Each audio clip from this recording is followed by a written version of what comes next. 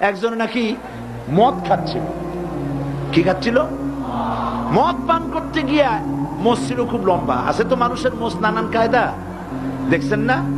সেদিন একজনের দেখলাম এত বড় মোষ যে একেবারে মুখ টুক ঢাকা, লোকটা হাসে না কান্দে বোঝার কোন উপায় নেই।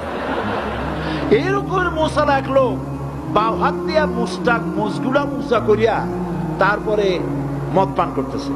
একজন এসে জিজ্ঞেস করছে, ভাই তুমি এত কষ্ট করে মদ খাও কেন? এক হাত দিয়ে উঁচু করে ধরিয়া তারপর এত সাবধানতা অবলম্বন করে খাচ্ছ, কারণ কি? কয় যে ওলামায়ে কেরামদের মুখে শুনেছি কোনো কিছু পান করতে গেলে যদি মোষ ভেজে তাহলে নাকি মাকরু হয়। খাইতেছে কিন্তু হারাম, খাইতেছে কি হারাম, মাকরু থেকে বাঁচার চেষ্টা করতেছে। বেটাদের নামাজ নাই, রোজা নাই, মদ জেনা জুয়ানিয়া সারাদিন ডুবে থাকে।